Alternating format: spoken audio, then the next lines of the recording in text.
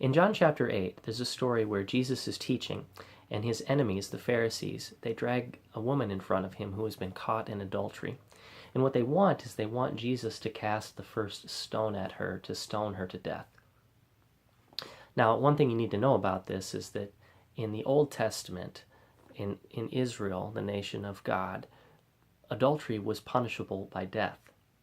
But by the time of Jesus, the Israelite nation no longer had the ability to do that. They didn't have that right. Their Roman overlords said, you don't have the power of capital punishment.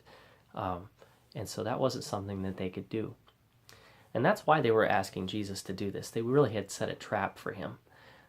They thought, well, if he throws the first stone, then he'll be in trouble with the Romans. And if he doesn't, then we can say, what, you don't want to keep the Old Testament civic law? But Jesus was no dummy. He knew what they were trying to do. And so he turned to them and he said, if any one of you is without sin, let him be the first to throw a stone at her. He knew they weren't coming there because they were concerned about her. They weren't coming there because they were concerned about the Old Testament civic law. No, they wanted to get him in trouble.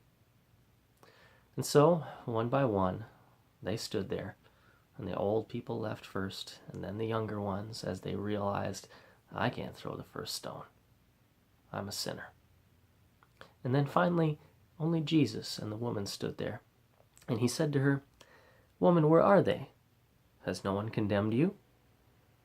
No one, sir, she said.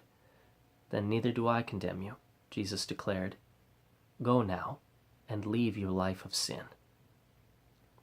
Now, sometimes people quote this story as proof that Jesus didn't really think adultery was that big of a deal, or that he didn't really think sin was a big deal, that he accepted any way that you might live your life. But that's just ignoring the words of Jesus.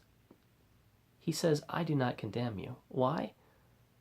Because he came to be condemned in the sinner's place, to walk that lonely road all the way up to the cross, to suffer hell there for us, so that our punishment for sin would be used up. And he turns to the woman and he says, not sin is okay, but go now and leave your life of sin. Sin is not okay. In Jesus, it is forgiven.